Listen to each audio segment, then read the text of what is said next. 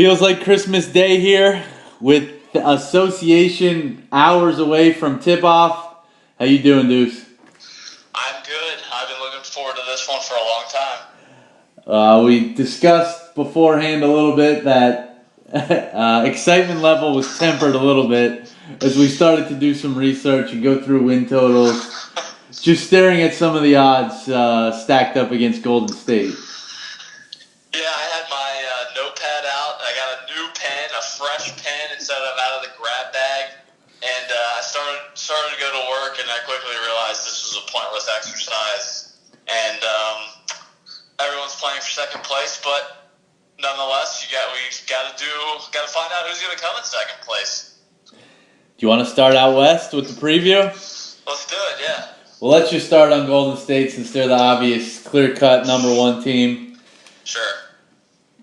Question for you: is their bench not as good as previous years? I thought their bench was bad last year. I think it's worse this year. It doesn't matter. I don't think it matters at all. But I guess we'll see. You know, they brought in a couple interesting guys. Cousins, he won't be on the bench probably. Jonas, I think, is an interesting free agent. They got rid of McGee and Zaza, who actually had, believe it or not, in the playoffs, McGee actually had a few impact plays.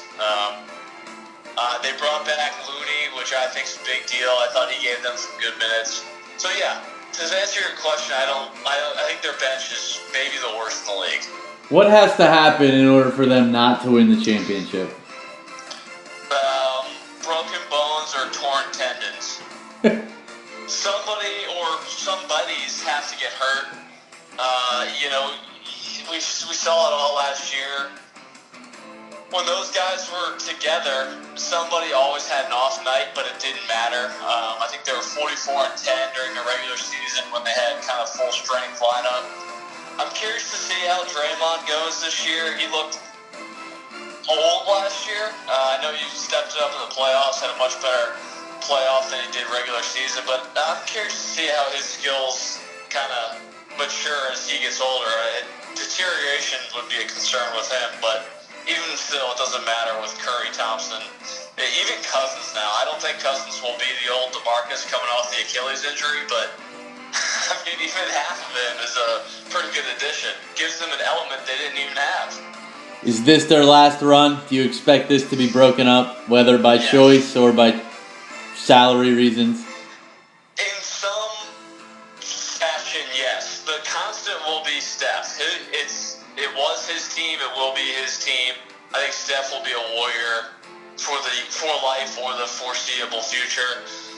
A lot of rumblings about Durant to the Knicks. I think if they win a title this year, that's very, very possible. However, if they lose, I think that gives a little window of opportunity for Golden State to keep Durant and maybe retool another way.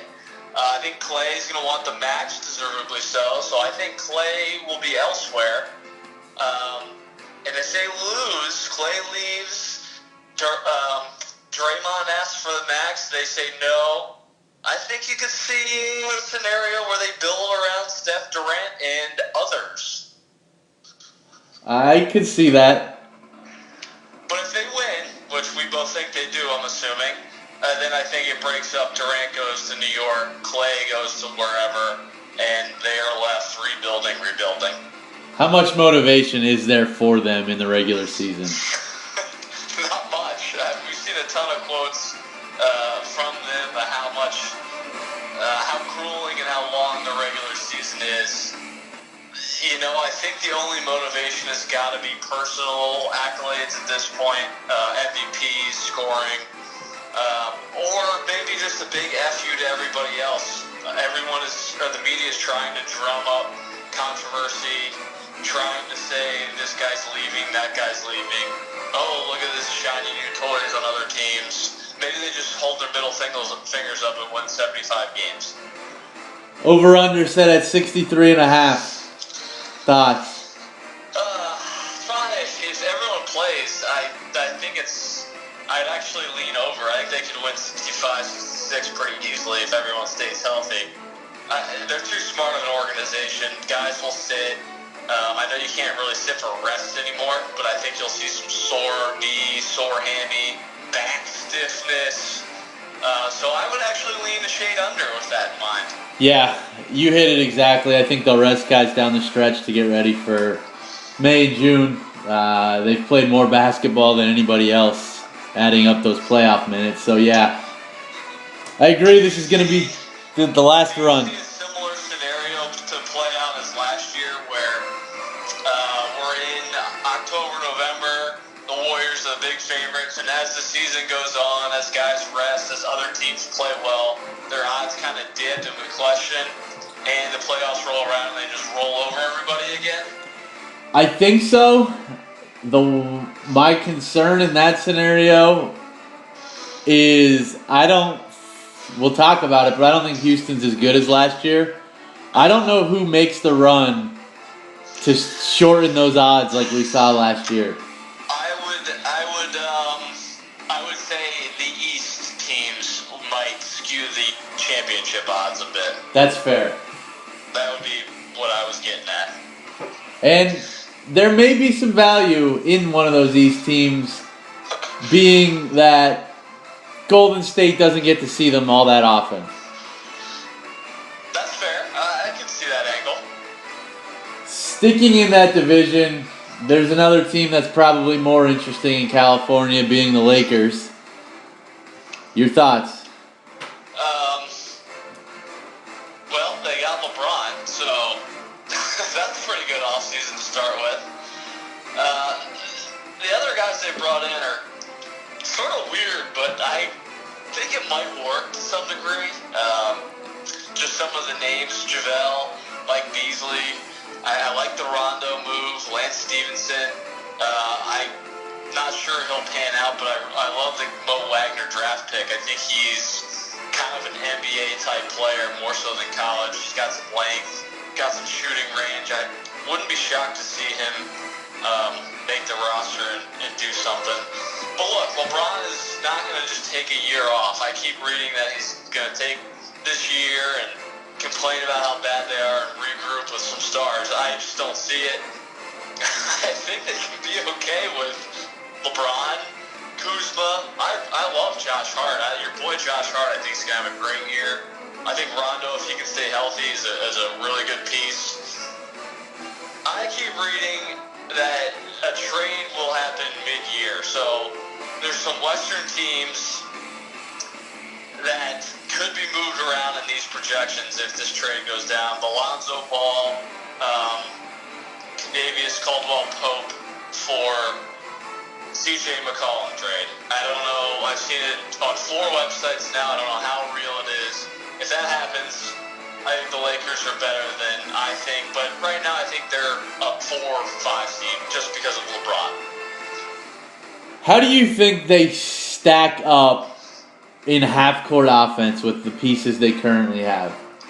I actually like them in the half-court offense because I think they have multiple guys that can get a shot. I think Kuzma can get his own shot. I think Josh Hart can get his own shot. And I think LeBron can get his own shot. And they probably have, if you're a one-game scenario in the playoffs, they might have the best half-court point guard in Rondo that there is. I think I lean the other way. I don't think they have enough shooting in the half court. They have guys who could create shots, but when it comes down to it, LeBron's probably going to have the ball in his hands. Who's he kicking to? I'm going to guess it would be Kuzma if you want a mid-range guy. If you're talking about three-point shooting, you're probably right. They don't have that guy that you're talking about. Yeah, see, I think that they're going to have to get out and run in transition, get easy buckets. I think they'll be able to. How much of that does that take a toll on LeBron as the season goes on? Yeah, that's definitely a fair point. Ingram, I hear all this talk, analytic-wise, potential-wise. Do you think he takes the next step this year? I guess that's how I feel about Ingram. I didn't even mention him. he's the guy that most people would have said he'll kick to, LeBron kick out to. I don't really see that, but I guess we'll find out. He had an okay shooting year last year from three, made more threes than I thought. Look, he has all the tools to be good. Every time I watch him, though, it just looks like he doesn't care. He's aloof. That's the only way I know how to describe it. You had mentioned Lillard. If I said... McCollum. McCollum, I'm sorry. If I put it at minus 150, they acquire somebody of pretty good talent at the deadline, you would? I would say that's accurate. Is McCollum the biggest name they can get at the deadline, in season?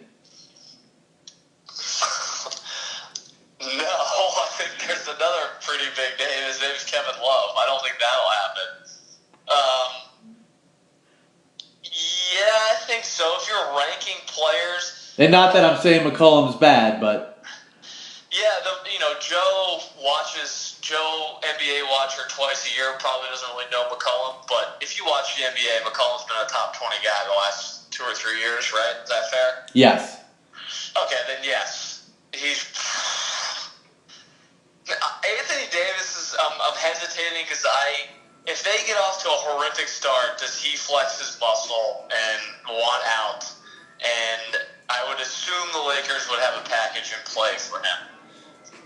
Does Kuzma, Ingram, Ball get it done? I don't know. It would depend on... Boston is the key player in any big name trade. They have quadruple the ammunition that any other team does. Over-under is 48.5. I don't know, man. That seems high. I know I like their pieces. I really do. I think it's a mismatch, but it kind of works. But I lean a little bit under. Yeah, I lean under. My biggest worry would be that they do go out and get somebody, and they go on a run at the end. That's the problem. If they trade Pope and Ball, right, which for Portland, you're getting a guy that can come off the bench and score at Pope, and then you're getting Ball, who honestly, I think he had a pretty good year last year. I think he could be pretty good. I think he would be pretty good next to Lillard. Yes, I think it's actually a better fit next to Lillard, so I don't think it's a terrible trade for Portland. I love the trade for the Lakers if that happens. Traditionally, we've seen teams with LeBron in his first year struggle to try and mesh. Takes a little while to get it going. I think the 48.5's a lot. So do I. But you have to trust that they're not going to make a significant trade. Yeah, I would be worried betting either way here. We'll stay in LA. The Clippers, who have a very intriguing next year coming up. With all kinds of free agency. Their off-season next year should be more interesting than this season. Your thoughts? I have a question about their off-season next year. What would you put the percentages that they swing and miss on everything? Assuming they don't get Jimmy Butler in a trade, I would say that it's better than 50-50. They end up with nobody. I kind of feel that way too, which would be frightening if you're a Clippers fan. I do think that if Clay leaves Golden State, he's staying in LA. And I think the Clippers become a player. I would agree. But if they miss on him, I don't know where they go if they miss on him. They go back to the toilet bowl that they've been for 30 years. With their current roster, let's get back to the now. They actually have a couple players that I love. Tobias Harris is one of my favorite players in the league. I don't know why. I just think he's so versatile. He could be really, really good. I like Patrick Beverley from the standpoint. I think every team a contender should have a guy like him. Great defender, just a pest on that end of the floor. And he's not a complete black hole on offense, which I like. And then my boy Mike Scott is now there, who It is basically Lou Williams in a bigger body, which I'm not sure if you're creating a basketball player why you wouldn't want that. So I think they could be kind of intriguing. I don't think it's going to work with this roster. I think there's too many similar pieces. I wouldn't be shocked to see 2 or 3 of these guys moved at the deadline. But I think earlier in the year they provided some intrigue. By Thanksgiving, does Doc Rivers still care? That would be quick, but I do think we're talking about it by Thanksgiving. One guy I am intrigued, aside from Tobias Harris, is Gilgeous-Alexander. Yeah, good point. He got a lot of talk right before we approached draft day. Do you think he has a good year? I think he has one of those flashy years where in certain games he really struggles, and then some games you're like, holy shit, that's why he was a lottery pick. Yeah, I would agree with that. 35.5's over under. I would actually lean under. I'm also in that camp of a lean under.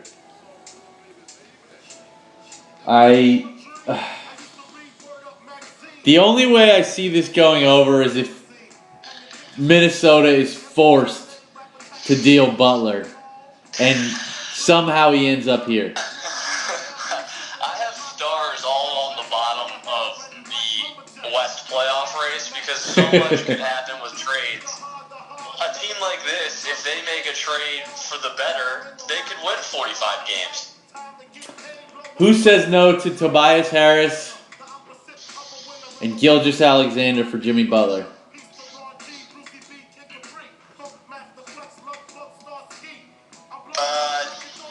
I would not say no if I were Minnesota, but I don't know if those are big enough names.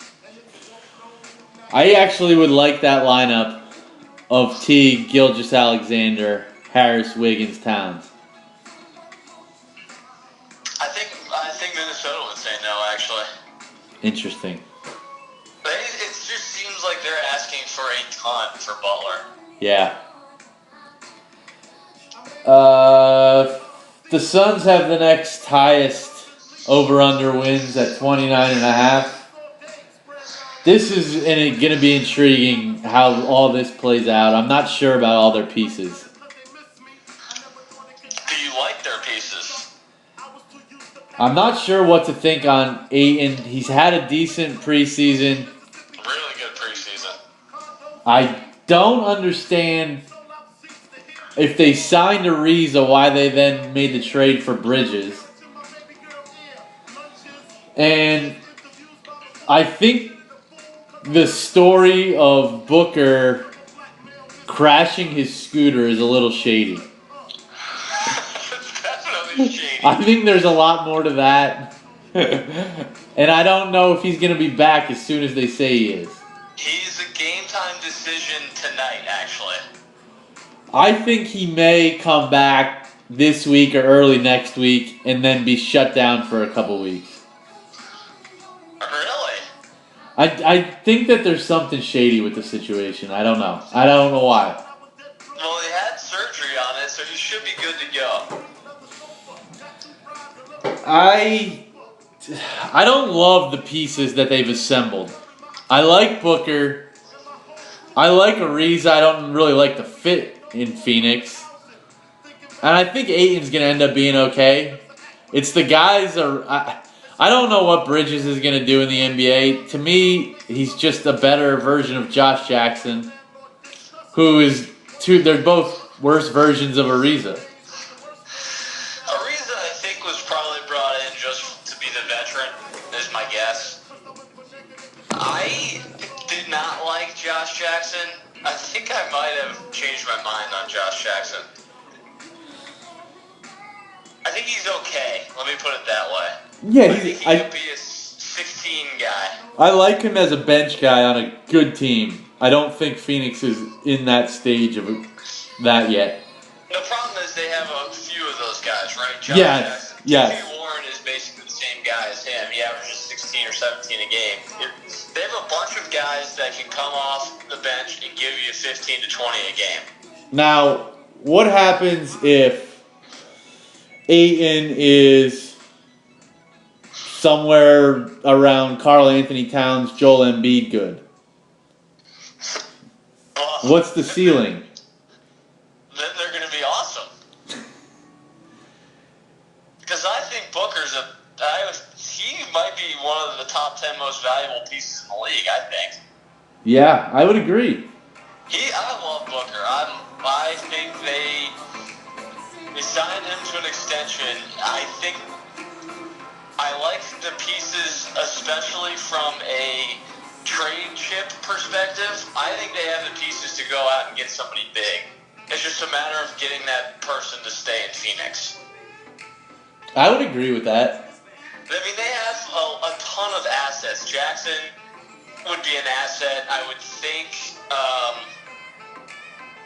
Ryan Anderson's probably a shooting asset to somebody. Ayton, I would be okay if they flipped Ayton in a package for a big name. Could you see them making a play for Anthony Davis? See, that's what I never understood, why that never gets brought up. Because if you're the Pelicans, you can get Ayton, who was, widely considered the best player in the draft, widely considered as the next good big man to come in the league. You can get Ayton, Jackson, Bridges, and Pitts. That's, you got some players right there. Yeah. Is there value at plus 1,600 for the playoffs? I don't think so, no. Yeah, I mean, you'd be betting that they make a move or Ayton's unbelievable. 25 at least. So 29.5 over under. I would lean over. I think they're in the 32 to 34 5 win range. I think it's a good number. I think it's either they win, 30 or 31 or 27-28. I think it's a really good number. I think it's a good number. If they stay healthy, I can see them winning a few more games than that.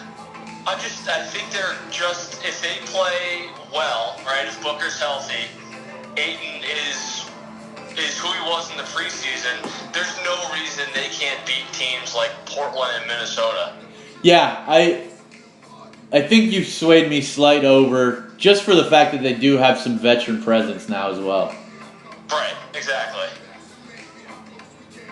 Rounding out this division is Sacramento, over under 26.5.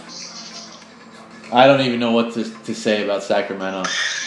Well, you liked them last year, so I'd like to hear your thoughts on them this year. They haven't sniffed the playoffs since 2006. That streak will continue. I don't love Marvin Bagley. I have a question for you. They do not have their first round pick this year. Is that any motivation to be average? Oh, yeah, they're going to try and go out and win every night, no doubt. They don't have the pieces to win, though. I think it's... they're bad. They just have almost 10 guys that you would go to the playground and just assemble 10 random guys and throw them out there. There's no rhyme or reason for any of them. Do they have one bona fide NBA starter on the roster? Cauley Stein could probably be a defensive presence on a good team. I don't see why he couldn't be Clint Capella on a good team. No, because he doesn't want to play as hard as Clint Capella. I read good things about Giles. I need to see it though in the regular season.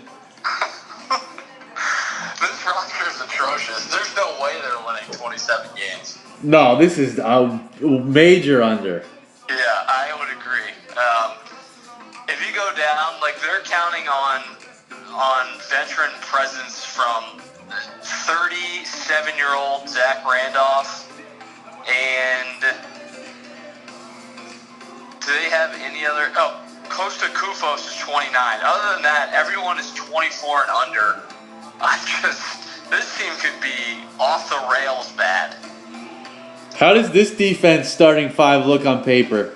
Marvin Bagley, De'Aaron Fox, Willie Cauley-Stein, Bogdan Bogdanovich, and Justin Jackson. Yeah, they're giving up 145 every night with that lineup on the floor. Not to mention not one of those players can shoot. Yeah, this is of this division and of what we talked about. This is my favorite play: a Sacramento Kings under. Agreed. I have this one double starred. If you were making a 2019 NBA team, you'd want perimeter defense and shooting, right? This team literally has neither. Buddy Hield would be a bench player on a good team. Yes, that's it. Player. Correct. So this is an official play. Official. Sac Kings under 26.5. Yep. Does anybody come close to competing with Golden State for the division? No. Moving to the Northwest.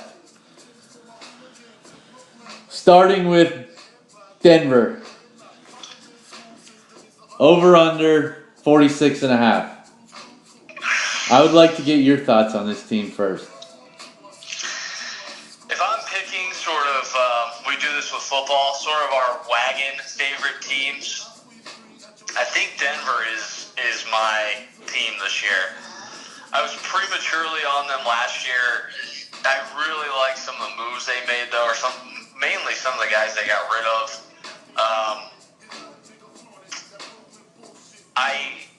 I feel like this team is ready to take that next step. So it's tough in the West to take that next step. That's what I'm having trouble with. But I like Michael Porter. I think he can be a nice player in the NBA. I love the Isaiah Thomas signing. It's no risk. But like I said, I like who they got rid of. I like that they got rid of Wilson Chandler and Kenneth Faried and Devin Harris. Just guys that didn't make sense. I love the Joker. He might be my favorite player in the NBA. They have guys that no one knows about: Jamal Murray, Will Barton. They're just guys that are very, very solid. I think they're one of the deeper teams in the West. They don't have that guy, the Joker. I don't know if he's ready to be that top 10 player yet. But he's that next level down if he's not, which on a deep team is good enough. So I lean the over. I'm all in on the Nuggets this year. I thought maybe I was going to be an outlier. I agree with everything you said. Add in to that they have a healthy Paul Millsap. They good point. should have made the playoffs last year, and he missed 44 games. I agree with the pieces they got rid of. I am in on Porter Jr. I am in on Isaiah being a bench player here. Yeah. They get 10 of their first 15 games at home. If they get off to a hot start, I think the 46.5 is an easy over. I would agree. They need to avoid the injury bug. A lot of these guys have been nicked before. Defensively, as long as Millsap is healthy, I think he brings the energy. Other than that, defense would be my small worry long term. Yes. But they have a ton of guys that can switch, that are versatile. So they have guys that can play defense. I think it's just a matter of them figuring that out. Can you see them making a move at the deadline? They definitely have the pieces. I'm trying to think what type of player they would go after. Before the drama of the last 4 months, I would have said Jimmy Butler is the type of guy that would fit in great with his team, but now I'm not so sure. I'm very high on this team. I think this is an over 46.5. I'm with you. Official. Yeah, I think this is a top 3 play for me, top 4. OKC over under 49.5. Oh boy, this is one of the harder teams to figure out. I like that they excommunicated Melo. I think that was really smart. I like the Dennis Schroeder addition. I think he can provide some explosiveness when Russ is on the bench. I like Paul George. I like Russell Westbrook. I like Steven Adams. I hate that Westbrook is dealing with a knee injury. I hate that Roberson is going to be out for a long time. I think defensively he provided a lot. And I'm not sure Paul George is the A-level superstar to carry a team if Russ is out. I have concerns if Russ is out for an extended period of time. If he comes back like last year and he's the same old guy, then I think it works. It's fine. They win 50 games. But I don't know. I have a weird feeling about this team. I really, really like them and the pieces they got with. I like Nerlens coming in. I liked Schroeder, as you touched upon.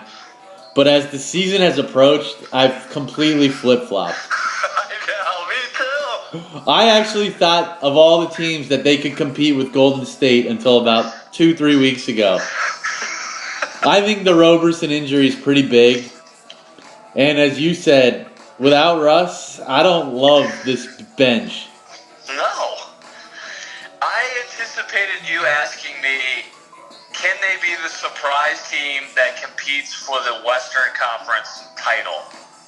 And as I was thinking about that, I thought, could this be the surprise team that absolutely implodes and misses the playoffs instead? I think that's more likely.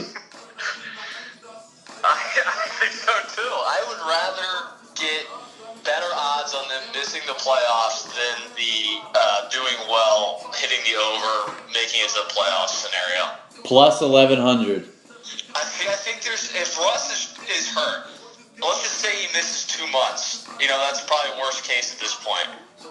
Like you said, I don't like them without Russ. I can name 5 teams that are definitely going to make the playoffs. Then 6, 7, 8. I don't know. 6, 7, 8. I don't think the West is as deep. Depend on trades. Yeah, the West isn't as deep as it's been the past couple of years. So I keep hearing that the East sucks. I actually think the East is underrated and the West is overrated. Yes. I agree. I would have to lean under the 49.5. I would too. Utah, over under 48.5.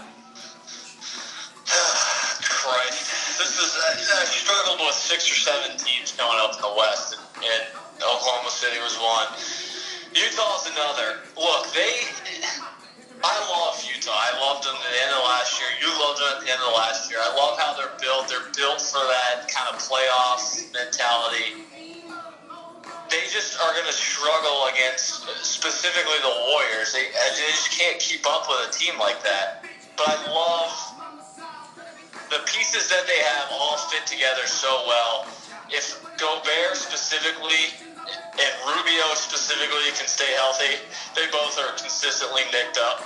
But if they can play, 70 games each, I think this team takes that step, wins in the mid-low 50s. Donovan Mitchell takes that next step to being a star. I can see where this might be a mirage from last year, and they're not what they are, but I think they're too deep not to be pretty good.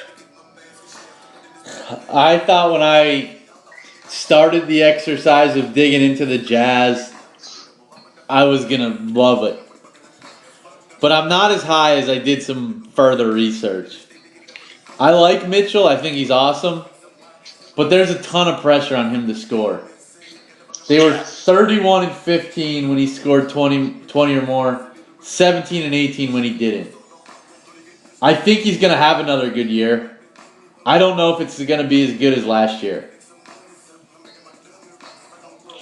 Interesting. So you don't think he takes another step? I don't think he takes the next step. I think he's got a similar year to last year. I love Gobert, as you touched upon. I love the Jazz. I want them to do good. I'm rooting for them. I just wish they had one more piece, and I don't know who that piece is. No, you're right. They don't have a B guy, specifically scoring B guy. I think they probably Gordon Hayward is the guy. Yeah, exactly. Now that they have Mitchell, I think Gordon Hayward would fit awesome. Yep. That's the. I don't love Favors. No. So I think that's the position that they can get an upgrade. I don't know how they do it though. I think it's out there. I honestly do. I think a guy like, probably not him, but a guy like Tobias Harris is out there. Yeah. Joe Ingles came in last year and he played really well in his role. I think the guy that I could possibly see having a better year is Dante Exum. He's been a bust. Like, let's call a spade a spade. He's been a bust, but he showed some flashes last year. He's a great defender. The whole team is awesome on defense, but if he could just give him a little something on offense, I feel like he could be one of those guys that, when you look back, you're like, oh, see, Dante Exum had a good year. No wonder they won 54 games. Yeah, I would lean slight over. I do like some of their pieces. I do like Quinn Snyder. I love Gobert. I would lean slight over. Yeah, just a lean, though. If Mitchell gets hurt, the season's over. Oh, no doubt. So when you have a scenario like that where a guy is 20 games different, then I don't like to touch it. Two really intriguing teams. We'll start with Portland, over under 42.5.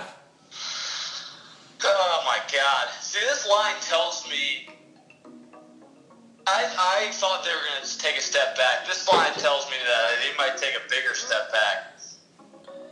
When the playoffs ended the way they did, everyone, including us, said they have to blow it up. They didn't really blow anything up.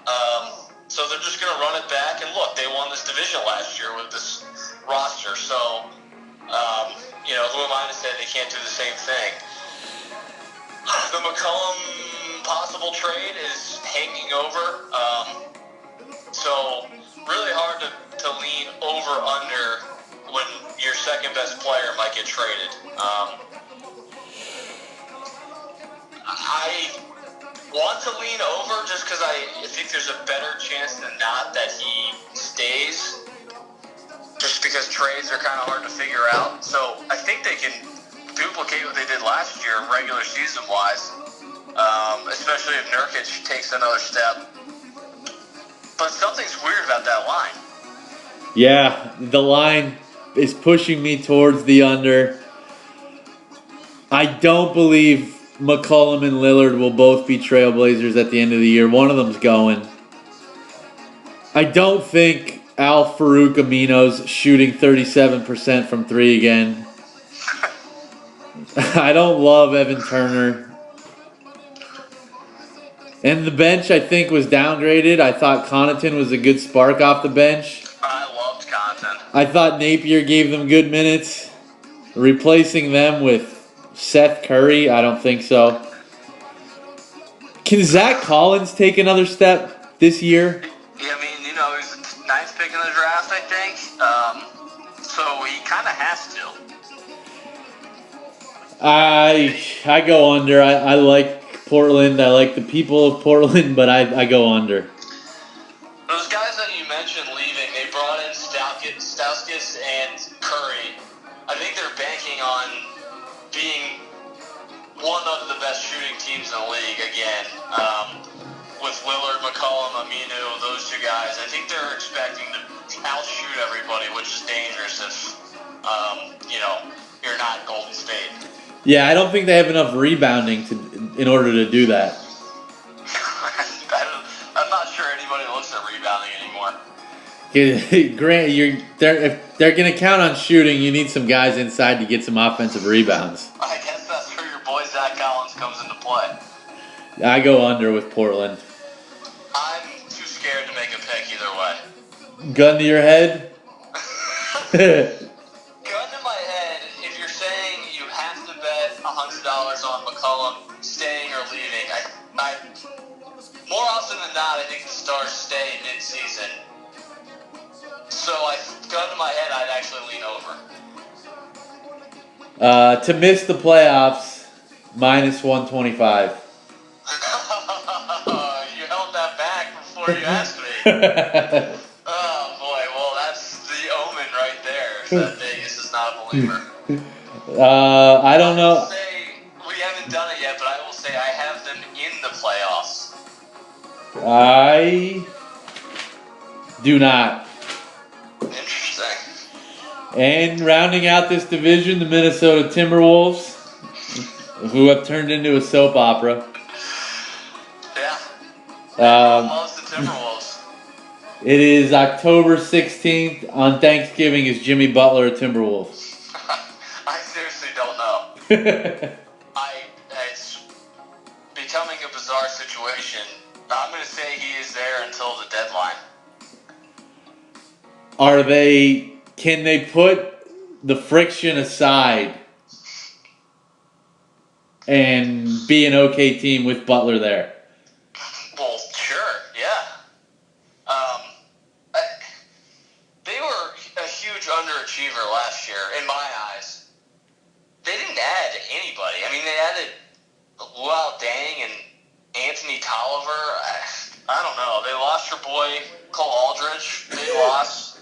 They cut him. I have the Blazers as the 8th seed and the Wolves out. How about that?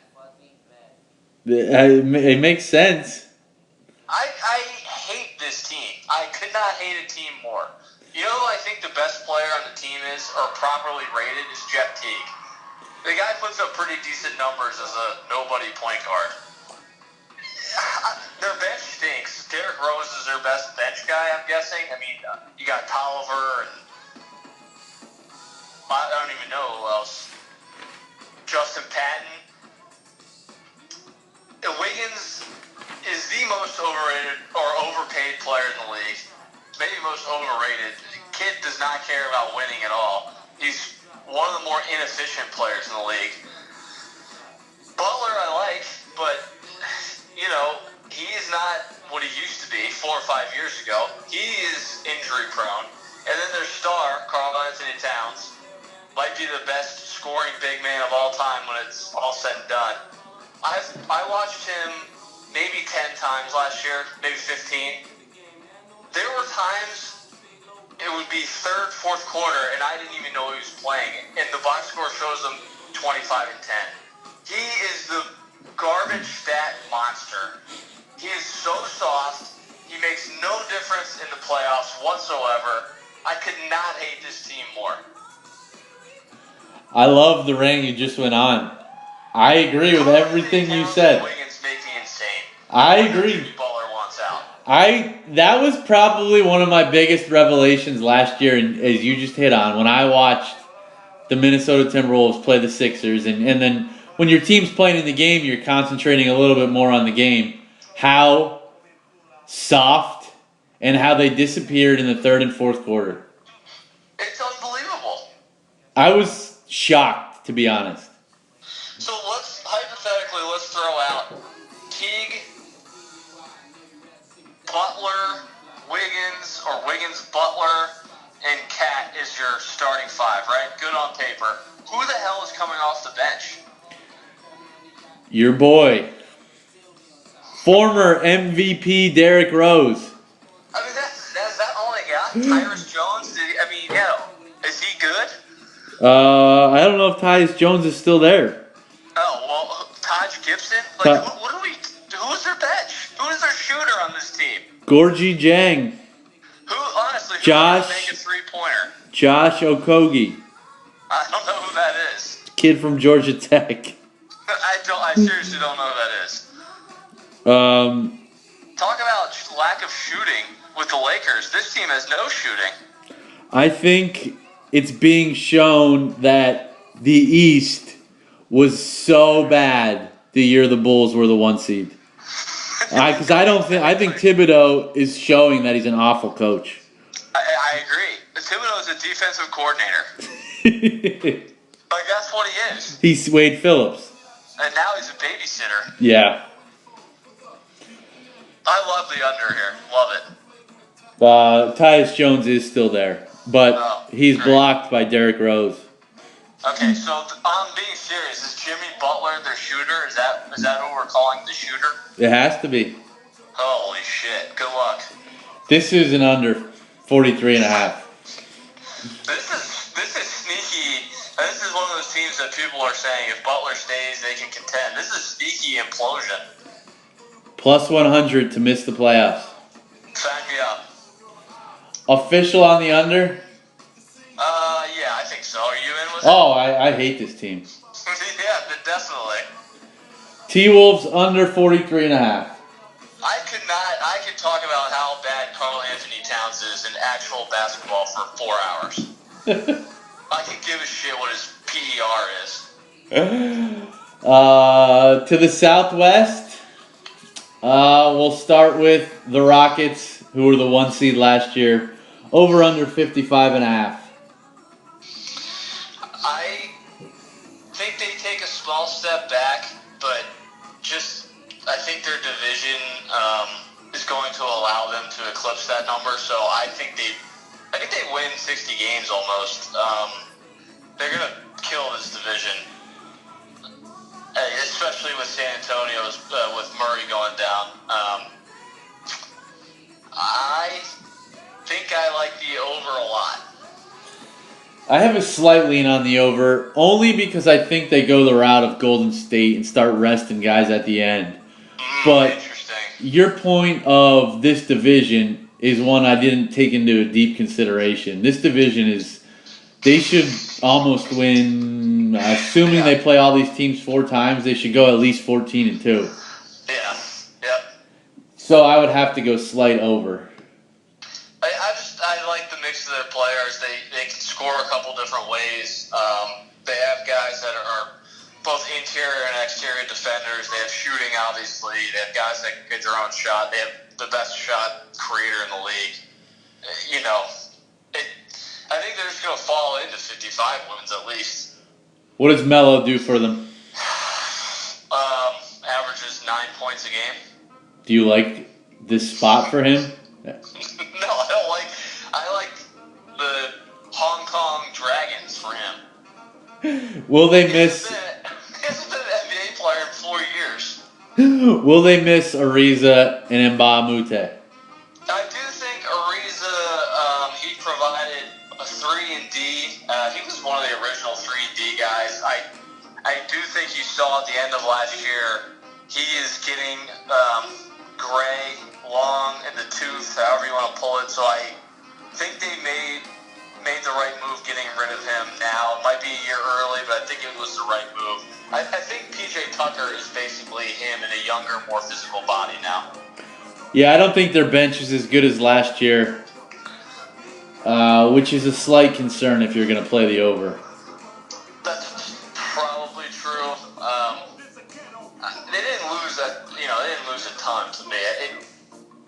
You could probably make the argument that it's a wash. Yeah, I'd go slight over, but I wouldn't play it.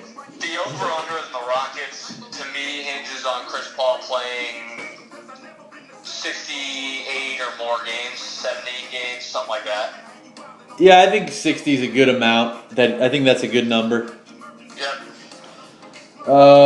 New Orleans Pelicans, 44.5 over-under. Do they have the best player in the NBA? No, the Lakers do. Okay. I love Anthony Davis, so let's not get crazy. Go on. I love Anthony Davis. I cannot fathom a way that he is on this team in 2 years. So, in the world of analytics and being smart, why would you not get as much as you can for him when you can? So, this year would make sense to move him. It's just when. I like the addition of Julius Randle. I think he can score and rebound. He's a terrible defender and can't shoot, but he does what he does well. I don't think Drew Holiday's going to have as good of a year as he did last year. He had an awesome year last year, but I like to look at the 7 years before that as a bigger example. So I think it'll be somewhere in between. I think he's going to miss Rondo playing on the ball. I totally agree. Rondo was, as much as people hate Rondo, he was great for this team. Etuan Moore has made himself into a very good, solid NBA player, but you're probably going to be relying on him as the third option. And I don't love Mirotic. He's probably the de facto third option. I think Moore is going to have to play better if Mirotić is your third option. Davis is awesome on defense. Holiday's good. I don't like anyone else on this team. If Davis gets hurt, I know he's played back-to-back 70-plus years, so maybe that's not an issue. If Davis gets hurt, this is the worst team in the league. Defensively, they're going to be bad. And maybe really bad. Holiday and Davis are the defensive guys. The rest of the roster are below average on defense. We've talked about it numerous times. This is the year to trade Anthony Davis. And I would explore a trade. I think that there's value at the deadline for a guy like Etwan Moore, who shot 43% from three. Who doesn't need a guy like that in the playoffs? Exactly. And they have some guys on the bench that are probably worth some value to a playoff team. I think it's complete, get young, rebuild, get as much as you can. They're in the best possible situation to rebuild right now. You have maybe the top asset in the league that's going to leave. He's in his prime. His value will never, ever, ever be better. You could get the best deal ever back in NBA history of a trade. I'm with you. You could get so much back, be it from the Lakers, Celtics, whoever, doesn't matter. If you want half young assets, picks, and a guy or two that plays now, like a Jaylen Brown or whatever, you could get it. If you want all the young picks and assets, and you could go that route. You could do whatever you want. You did forget to mention the signing of Jahlil Okafor. I didn't even know he signed there. He's not even on my transaction sheet that I'm looking at. Maybe he can step in and give him something. It was a real under-the-radar good signing. I would lean under just for health reasons. I don't see them trading Anthony Davis, although they should. I would agree. This doesn't seem like the smartest organization. I think they had something with the Cousins-Rondo. It kind of just clicked real quick, and there's a spark. I think it's gone. I think this team is bad. I think they missed the playoffs. Or they could miss the playoffs and implode if stuff goes wrong early. I do not have them as a playoff team either. San Antonio Spurs. Obviously, the news comes out that Murray tears his ACL. Over/under still 44.5. I like the under. You lose your starting point guard. You're trading Kawhi for DeRozan, which, DeRozan can score, but that's about it. You're relying on Powell, LaMarcus Aldridge, DeRozan, and Rudy Gay. That doesn't do it for me. They don't have enough perimeter defense. I think they don't have a point guard. Yeah, Pop's a great coach, and he's overachieved the past couple of years with what they've had. I know you don't make money betting against Belichick, and you probably don't make money betting against Pop, but I don't see it this year. I don't either. I just don't like how anything fits. They don't really have any assets to give up to get anything back. Nope. Are we close to the end of Pop on the bench? I'm worried about him. How much does he really care after his wife's passing? Yeah, I forgot about that. That's a good point. I'm not sure if he's not already checked out. They've had an unbelievable run. They're in a bad situation to rebuild, too. Yeah, they are. They have no shooting, no explosiveness. I don't think they have depth. They don't have a point guard. It's just going to be a no from me, dog. Does Aldridge and or DeRozan have any value to move at the deadline? To get anything back in return? To jumpstart a rebuild? Big numbers on their salaries is a problem. Yeah. I don't know. There's always somebody that would take them, but you're not going to get much back. I would lean under. It would be I would as well. Borderline play. I just don't know if I could do it. I know. I'm with you. Dallas, over under 34.5. I know we were both high on Doncic. What else are your thoughts?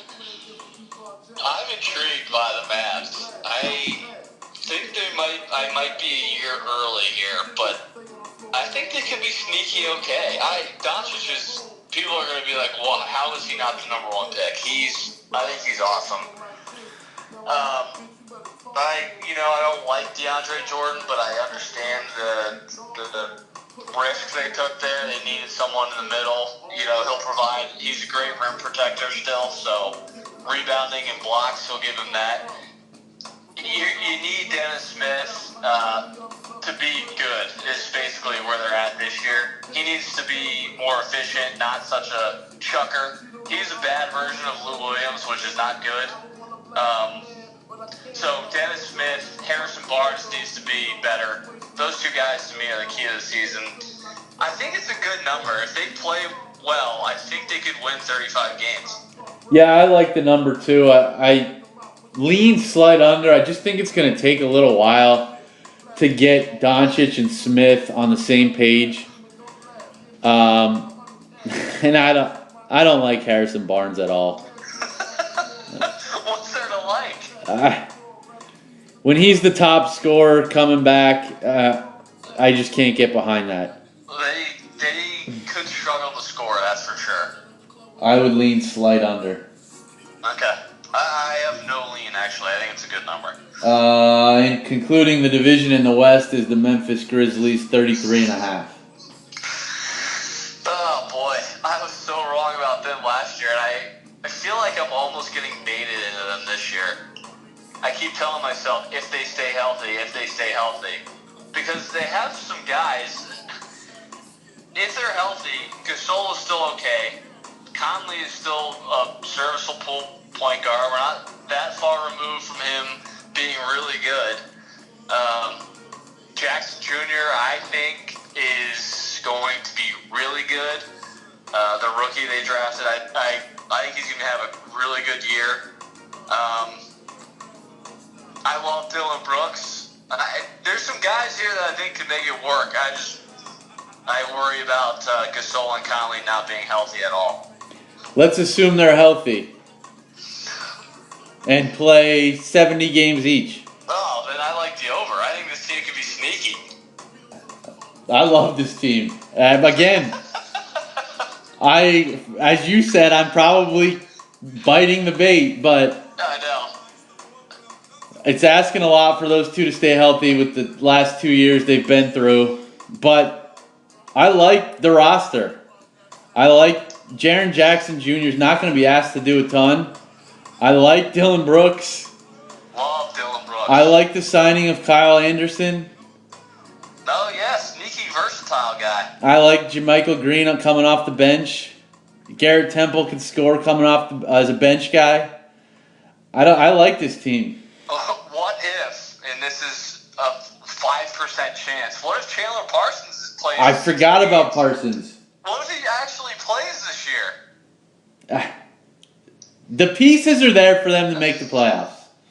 They could win 40 free games if Parsons, Conley, Gasol all play 60 games. It's a big if, but I think it's huge if. Worth rolling the dice. When I look around the rest of the West, I would agree. I think they, if healthy, are way more structurally sound than Minnesota, maybe Portland, maybe New Orleans. Plus 500 to make the playoffs. Why not? Who cares? It's just money. You want to go official on over 33.5 or the plus 500? Well, since it's a win or lose thing, we're not getting anything by going the plus 500, right? Because we're just counting it as a loss or a win. Yeah. Then I would lean to the over. Official? I don't know anything about their ownership. Do they move Gasol and Conley at the deadline? Do they want to tank? Do they want to win 40 games? Like, what's the philosophy there? It's Memphis, so they're never going to get a free agent. So they have to try to be average, right? Yeah, I mean, I don't see them as the type of franchise that moves Conley or Gasol mid-year. Then I think we take a chance here and go over. Over 33.5 is an official. Yeah. Give me your playoff teams 1 through 8. I have the Warriors, the Rockets, the Jazz, the Lakers, the Nuggets, the Thunder, Pelicans, and Blazers. I go Golden State, Houston, Utah, Denver, OKC, Lakers, Spurs, Grizzlies. Spurs, Grizzlies. I had no idea what to do at 7 and 8. I went a little more safety than you. I left the Wolves out. I don't like the Spurs either. I love that you included the Grizzlies. I think they get in. Oh boy, I can't wait for you to be staring at a combined 35 wins between Memphis and San Antonio. I can't wait until after game 1 of the Western quarterfinals and the Grizz steal game 1 in Golden State. That's the kind of team Golden State could struggle with for one game. I have Golden State over Utah in the West Final. I have them beating Houston. To the East. Let's start in your division. Might as well start at the bottom. And let's start with your team, the Bullets, over under 44.5. Alright, hear me out. I think the over is actually, there's some value on it because just like Houston, their division stinks, in my opinion. They won this amount of games last year with John Wall not healthy at all. Bradley Beal's their best player. They didn't really lose much. They lost Gortat, which, he provided energy, defense, rebounding, but he was really getting old. I think that was good letting him go. Dwight, we'll see. If Dwight plays, I don't mind him being there. Beal, Oubre Jr., Markieff, Otto Porter, Jeff Green, Wall, Austin Rivers. I just think they have better players than the other teams in this division, and I lean the over. What's Wall's relationship like with the rest of the roster? There's always rumors about him. Him and Beal not being best friends, etc. But from everything it looks like, everything looks regular to me. When does Dwight Howard play? That's a great question. I do not know. He's seen 2 back specialists, which is got to be concerning if you want him to play. I agree. At this point, if you're a Wizards fan, you probably should want him to play because that means Jason Smith or Jan Mahimi is starting. I agree, slight overlean for me. But I do have one question for you. I'm going to set the over-under at a game and a half in which I get a text from you that says Jeff Green fucking sucks. Oh, a lot over. Bradley Beal said that Jeff Green has the skills and body to be LeBron James tomorrow, and I almost spit my coffee out. You know what he doesn't have? LeBron James' brain or skills, which is probably why he's not very good. Yeah, I lean slight over. I think it's 46-47 win team. I agree. They're going to lose to some games they have no business losing, but they're also going to beat some good teams. They have 5 or 6 guys that can score, and no one else in the division can say that. If Dwight Howard is healthy, come playoffs, I think it's a scary team to face in the playoffs. I agree. I like the role guys, especially on the perimeter in a defensive perimeter league. Yeah, you have a guy that is maybe best 3-and-D guy in the East in Otto Porter. I don't think it's crazy to say that. No. The metrics say that. You have another guy that's a great shooter, Brad Beal. You have a point guard that, if he wants to, could dominate a game. And you have guys off the bench that are mismatch or good switches on defense, specifically with Oubre and Rivers, I think that are valuable in the playoffs, more valuable in the playoffs. Yeah, this would be a slight over for me. Agreed. Miami, 42.5.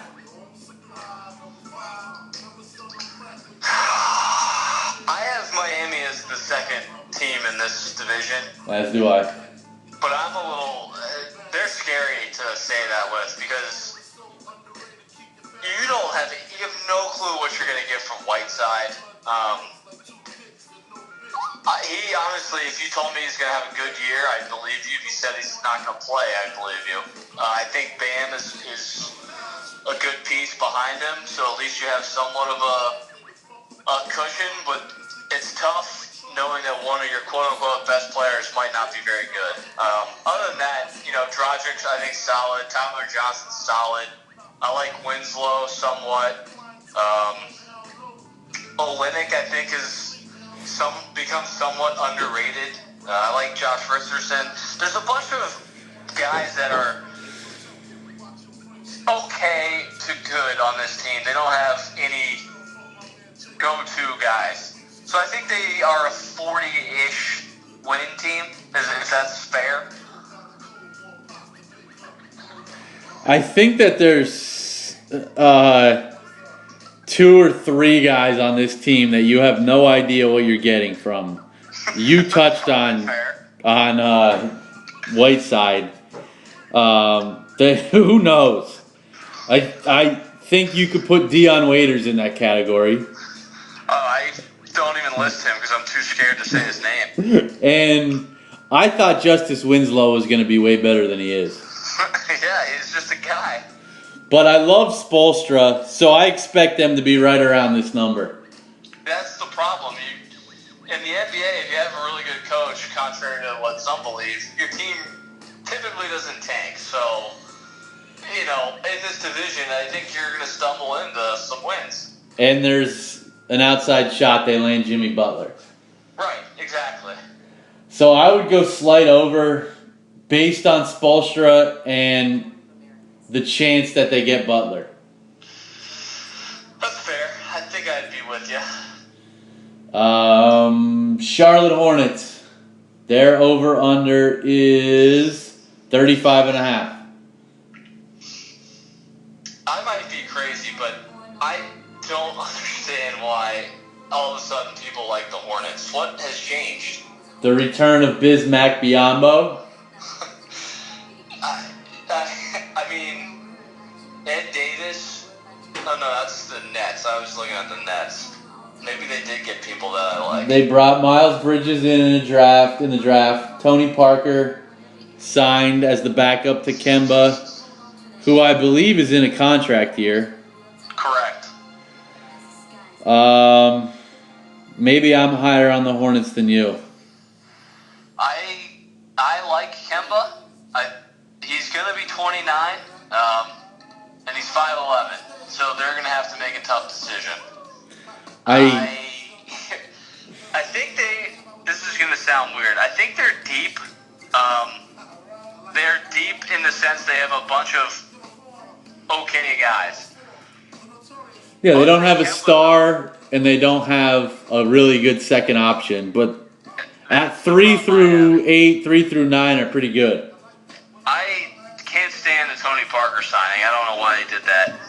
Malik Monk was worse than I thought he was going to be last year, so that scares me.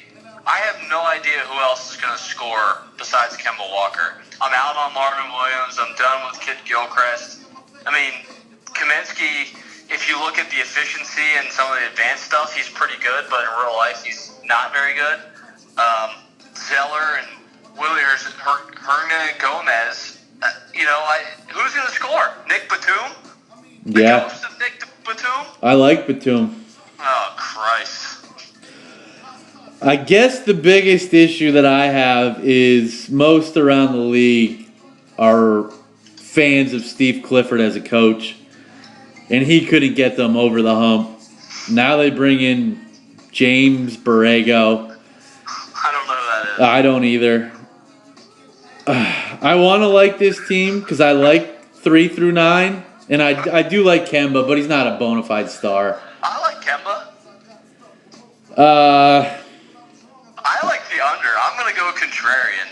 This roster is so overrated. I would go slight over. All right, well, we're against each other. Orlando, 30.5. Some of these teams are so weird with the style of player they like, because Orlando clearly has a fetish for a certain type of player. I thought when I looked at Orlando, I was going to hate this team based on what they've been the past couple of years. They got Steve Clifford, who we just talked about.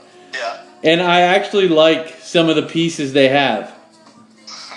Yeah. I think Bamba's going to be okay.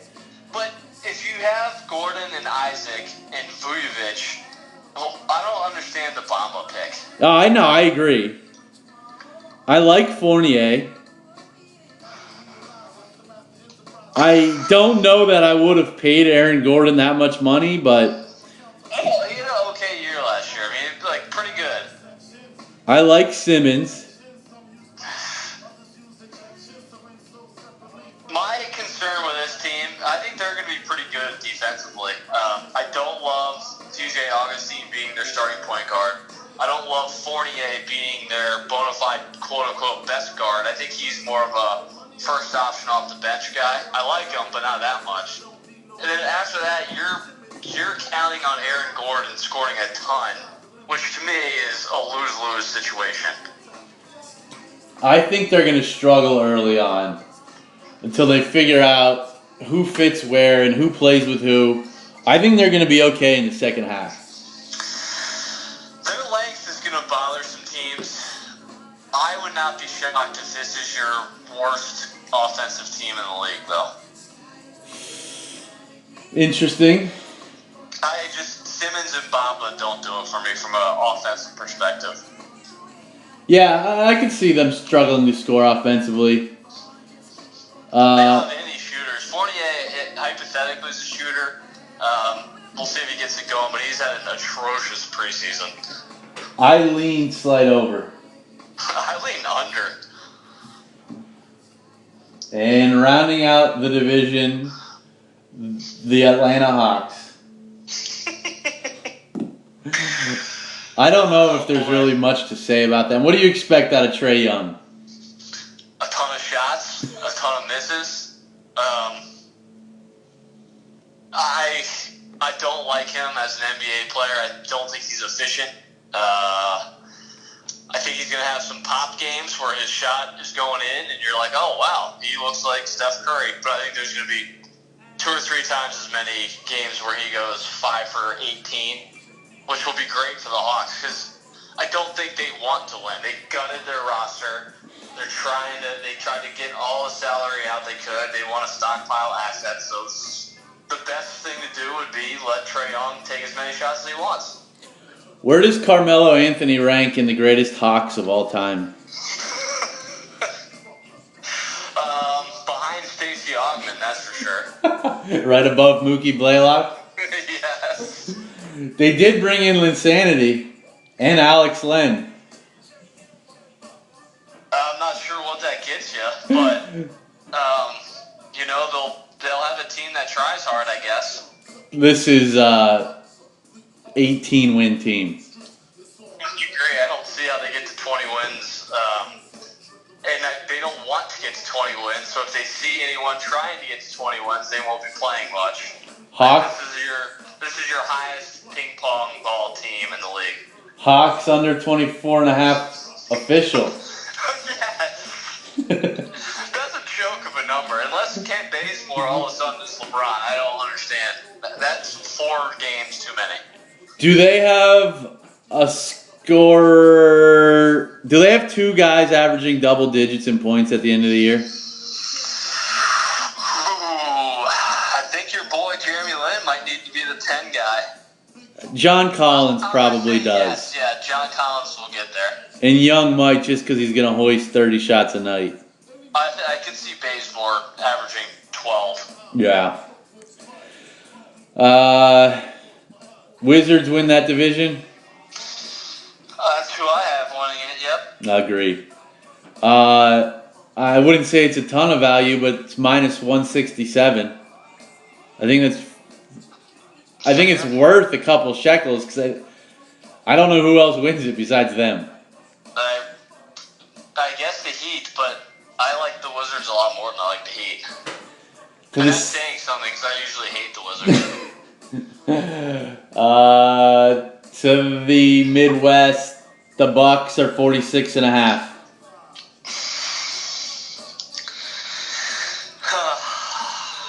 I'm gonna go over. I'm all in on Freak this year. I think he wins. We'll talk about it a little bit. I think he wins a different trophy other than the championship trophy. I like some of their pieces. I like Brogdon.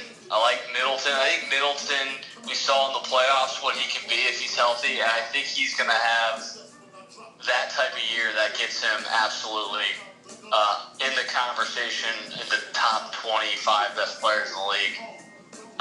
His numbers were insane the last 2 months of the year. And then, so if you put that with some of the length they have, Thon Maker, if he can have 10 games like he had a couple quarters last year, he'll be an asset. The length of Freak, Henson, Thon, Brook Lopez, sneaky signing, I think can get you 15 in that mid-range game.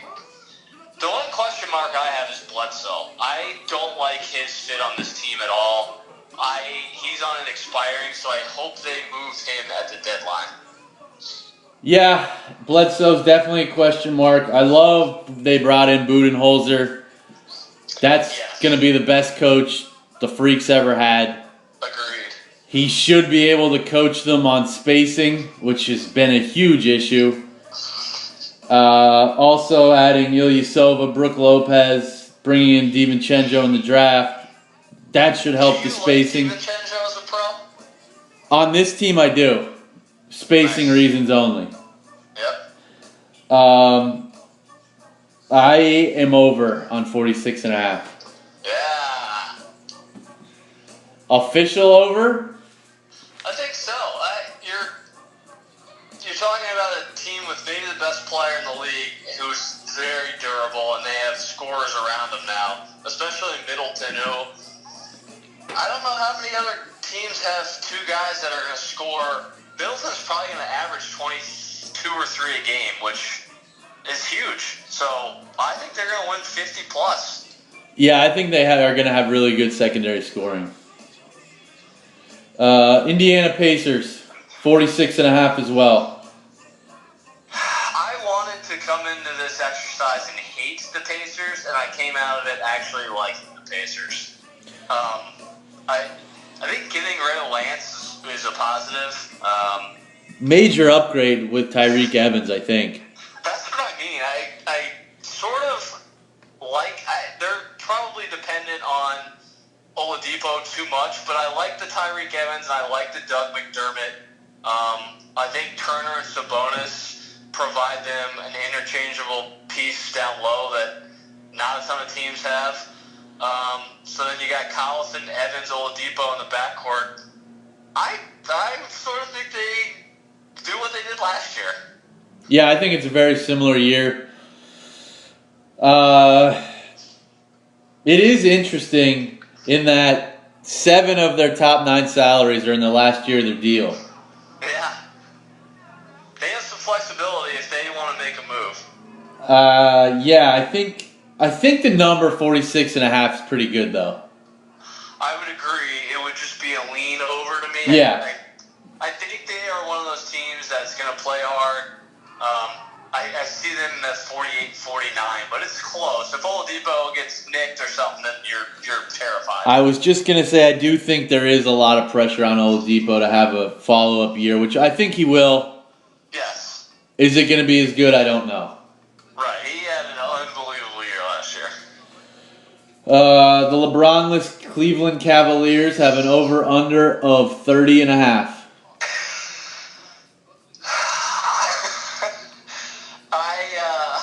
I kind of lean over here, shockingly. I'm with you.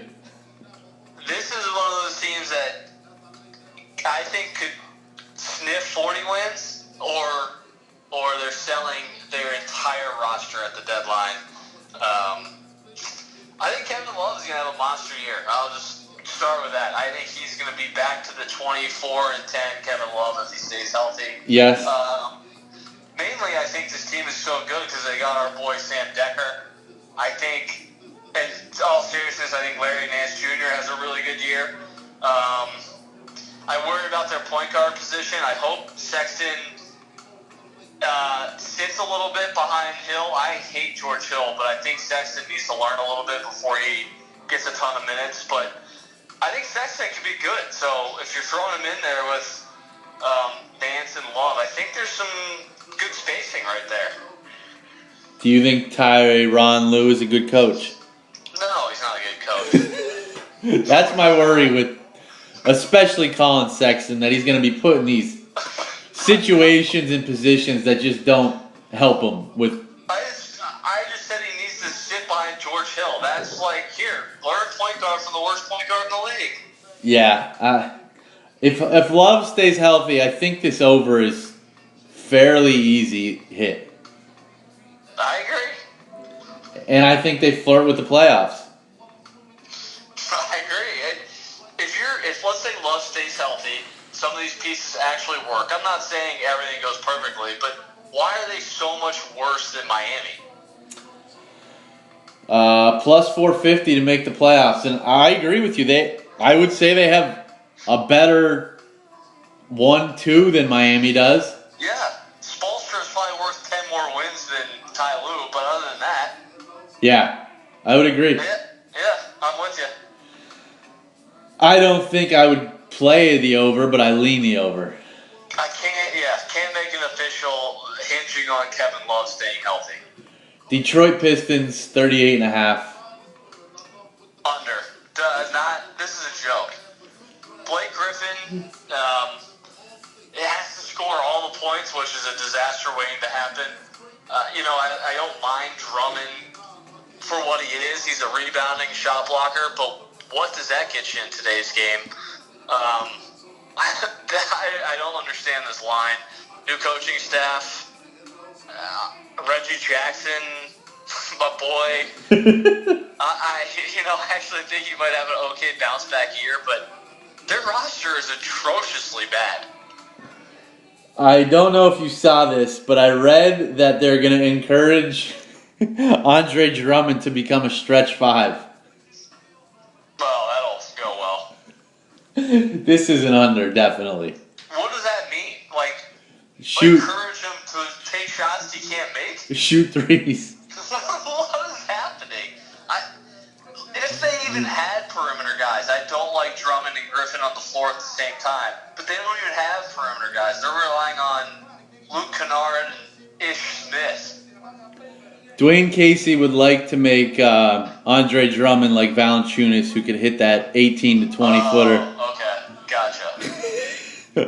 Because I know that will play out well. I would love to see Jan Mahimi become more Kevin Durant-ish, but what Jan Mahimi's missing? Kevin Durant skills. Yeah. This is a joke. This is my number one favorite play. Pistons under 38.5. Yeah. Agreed. Official. And rounding out that division, the Chicago Bulls with an over-under of 28.5. I saw this, and at first I thought, man, this is an easy over. And I started to look more and more at the players the Bulls have, and I'm not sure their names aren't better than who they are. You hear Chris Dunn, you're like, oh, he's pretty good shooter, pretty good defender. Not really. He's just okay. Not really good either. I like Lauri Markkanen, but Zach LaVine, maybe the worst defender in the league, coming off a bad injury. Who is their good player? Am I missing something? I agree with you. I hear a lot of Bulls sleeper 8 seed stuff. This is going to be the worst defensive team in the league. By a lot. As you said, who's going to score? If they're giving up 130 a night, Fred Hoiberg better get that resume ready. I feel bad for him because I think he had a good gig going where he was at Iowa State. I don't know why he left his job. What do you think of Wendell Carter Jr.? I think he could be okay. I'm not, in the modern NBA, I'm not sure of what he is other than Nerlens Noel. How much do you hate the Jabari Parker signing? I don't like it. If you want an inefficient 15 points from a guy that can't run or jump, then it's great. But I don't really know. If that was the marker on your whiteboard, then he's probably not named number one. I thought the Bulls were progressing in a good direction.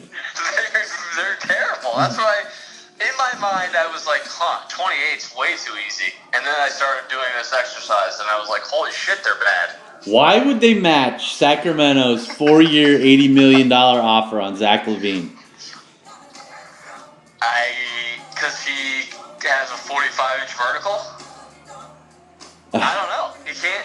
He's a 41% shooter, which is not good. He's a bottom. I think I saw he's bottom 12 defender in the league by the metrics, which is not good. And so you're putting an inefficient bad defender next to Jabari Parker, who is the worst defender. I don't get it. Yeah, I lean under. This is like smelly Billy King behind the scenes type of stuff. Weird stuff. 28 is low, so it's just a lean, I think. But if you said official, I'd be ready to go.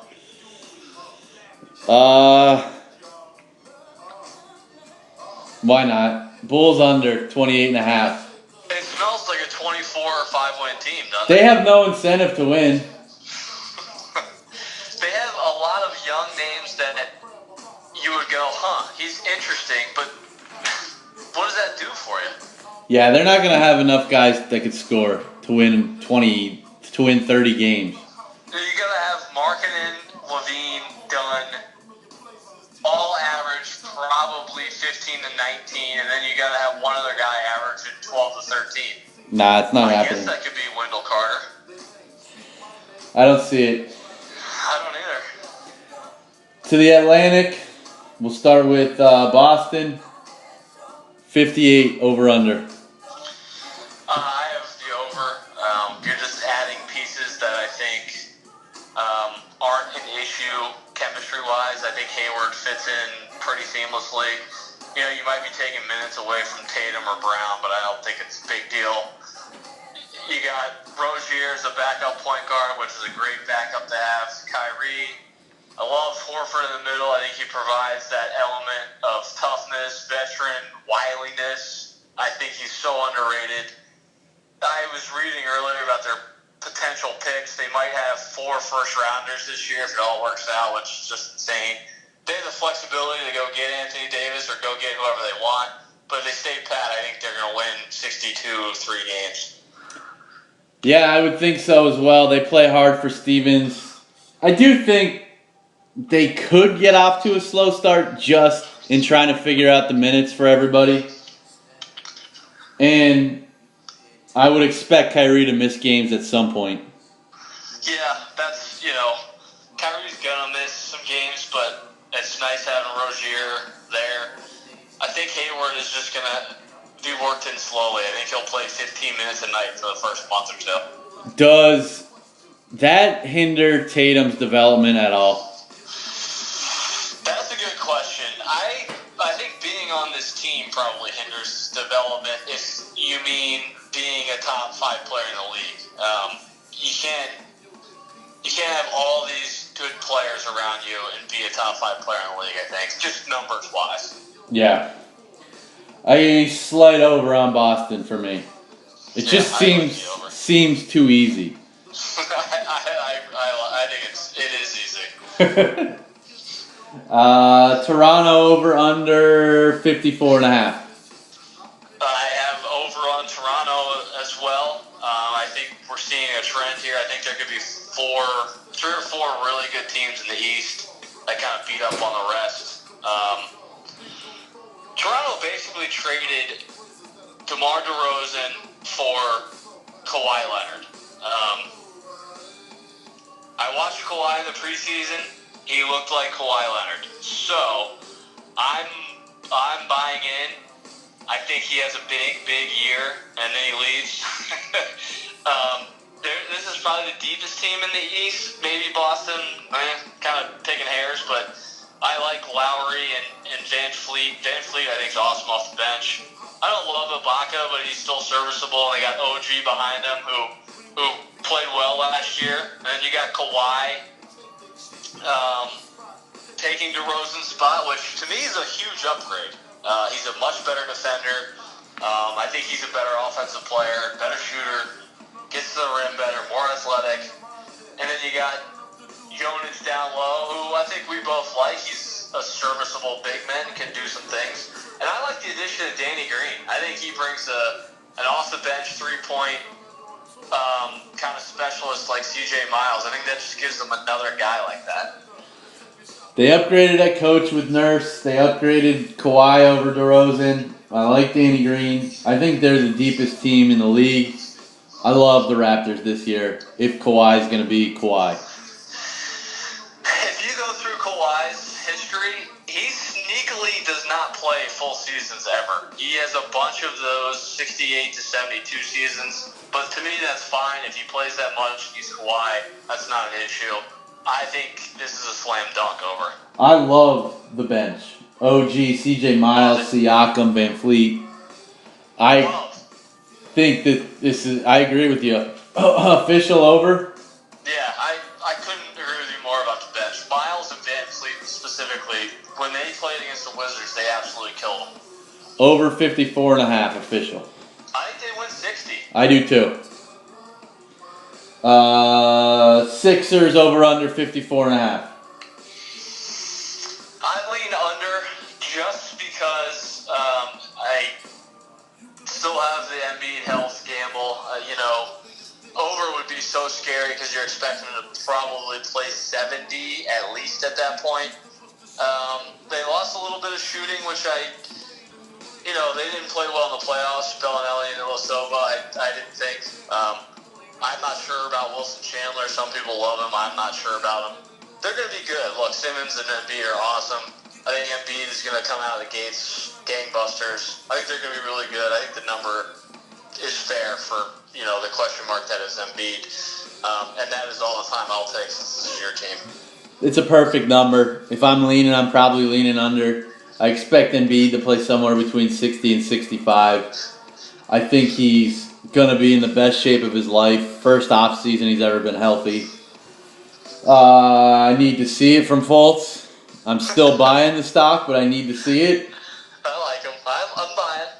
Their defensive numbers and metrics were great last year with Redick in the lineup as a starter. Now you're replacing it with a guy with a 7-foot wingspan and more athletic. They should be tremendous defensively. I am a little worried about the bench. I do like Chandler. Health is an issue. I think it's going to be harder to replace Ilyasova than Bellinelli. Agreed. I don't know about Muscala. I think the two draft picks, Shamet and Smith, will be good as the year goes on. I think it's right around 53, 54 wins and a 3 seed. I would agree. Knicks, over under 29.5. I lean under. I'm not really sure who's scoring for the Knicks or what their philosophy is going to be. Are they going to try to tank and, lower the Durant, Kyrie, whatever situation? I'm not totally sold on what they're going to do. I would venture to guess they're probably going to let the young guys kind of just go out there and get experience. That would mean a lot of Frank, the point guard. It would mean a lot of Kevin Knox shooting, which, so far in the preseason, he's had a couple of flashes, but he is a woeful shooting percentage. I think Enes Kanter is going to have a good year, especially if you play fantasy basketball. I think he's going to have a good year. my worry here leaning under is they have some guys that are pretty good individually. Tim Hardaway Jr., can have nights. So that was what would worry me leaning under. But you have to think at some point they're going to be like, why are we winning or trying to win? Yeah, they hold the first round pick next year of their own. Porzingis torn ACL. Christmas or January, he could come back. But at that point, why? If I told you 25 games, would you go over or under? Under. So would I. I don't think he plays. I would not play him. I do like Fizdale, the coach. I think that's a nice piece to have him play. I agree. Good point. It's an under to me. There's no incentive to win. I know. Official under? 29.5, is that what you said? This is a tough division. Yeah, I think you just sold me with the division. Knicks under 29.5. Yeah. And last, the Brooklyn Nets 31.5. I think this is a good number. There's a couple Yeah. guys on their team I don't hate. I'm still in the camp that thinks D'Angelo Russell is worth a roster spot. I think he would be a good, sixth man. To me, he's exactly Lou Williams, Mike Scott, whatever, sixth man that come off the bench and score for you. Spencer Dinwiddie showed some things, good player.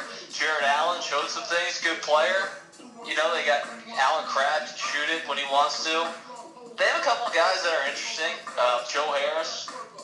I think they're going to be scrappy. I think they're going to fight. I can see them winning 31 games. I think the number's great. Dinwiddie's good. I like Allen. I'm intrigued by Karis LeVert. I like Crabb. This will be the first time they own a draft pick since 2013. The ghost. What D'Angelo Russell in the last year of his deal? What's his market value when he hits free agency? I think it depends what team you are. If you're a team like the Nets that stinks, he's going to go out and score 18 to 20 a game, so it looks better. Ideally, I think he should be the rest of his career. Lou Williams, I don't know, $10 million a year. Yeah. 4 for 40 should be him, something like that. 4 for 38, or 3 for 30, I don't know, something like that. Yeah, I'm with you. He comes off the bench, plays 22 minutes, and he scores 18 points. Agree. Your 1 through 8 playoffs.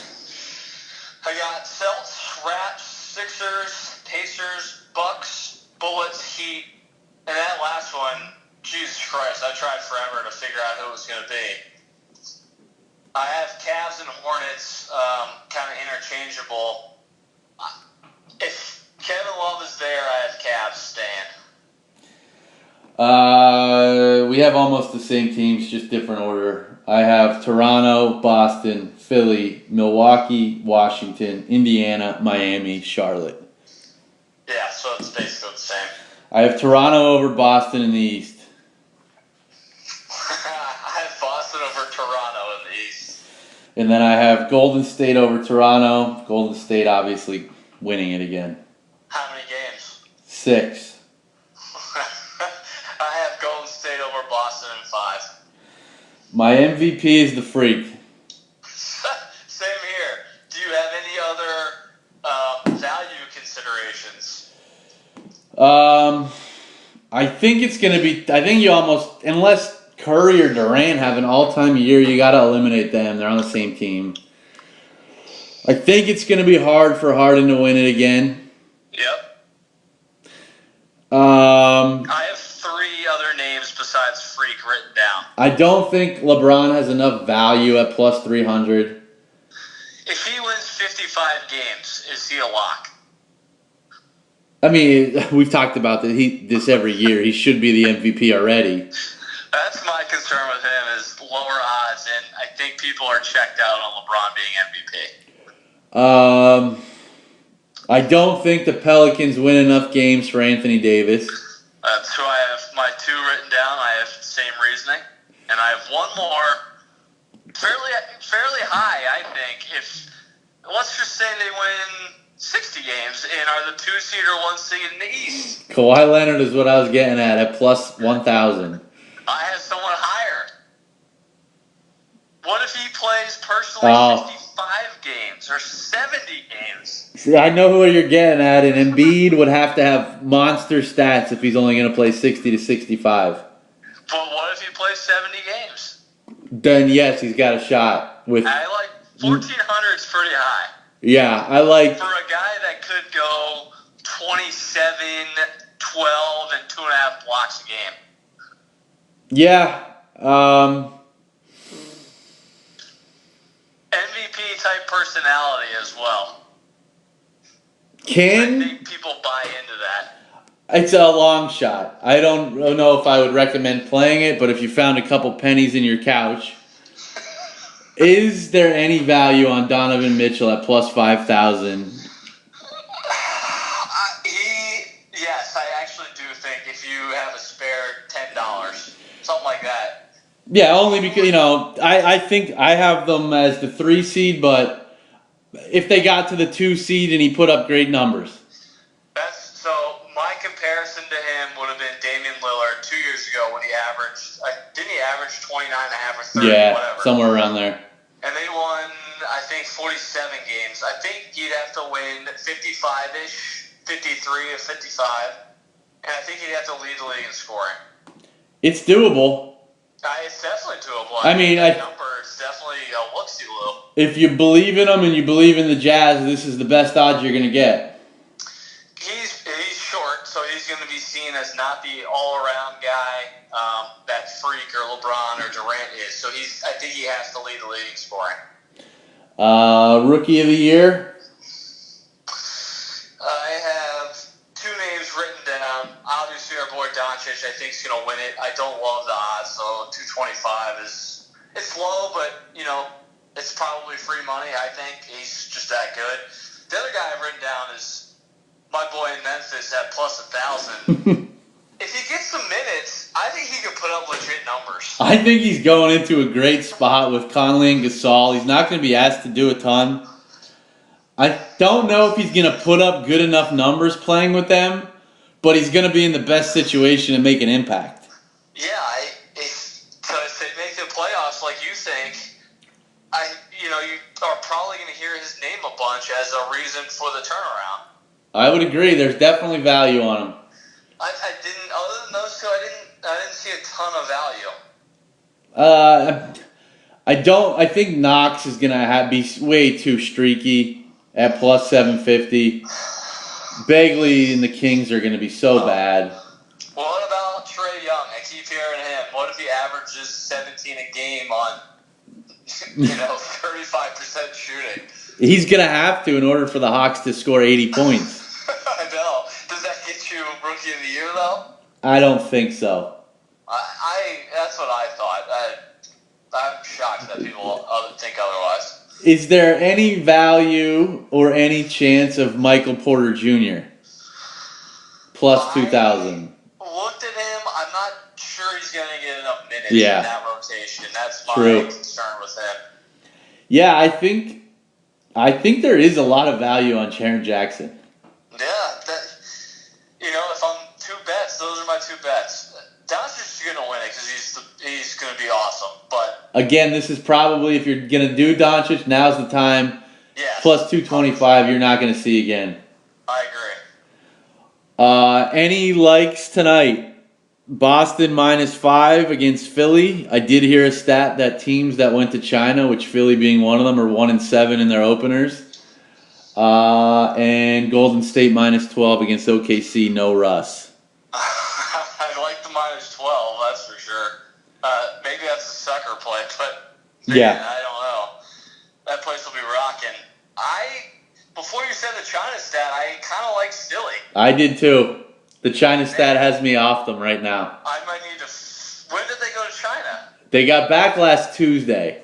I haven't looked to see if the teams that have gone the last 3 or 4 years, the two teams got back this early. I don't know.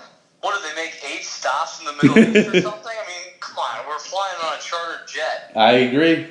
I mean, time zone thing is real. Don't get me wrong, but a week is sufficient. I like the 6. I think Embiid comes out tonight and just flexes muscle. Yeah, I do think that Boston's going to take a couple games to figure out that rotation.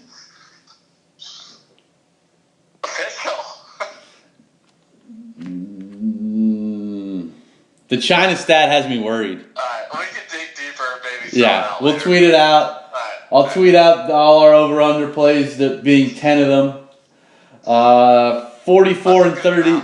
44 and 30 on the year, 4 and 4 over the weekend. A hairy pushy. That was the happiest I've ever been about a hairy pushy weekend ever. If we probably deserved it. USC bailed us out in college, and then we got a bad break with the Patriots.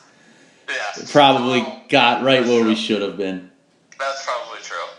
We'll get back with Guess the Lines and all our picks for football later in the week. I got a couple things I like already.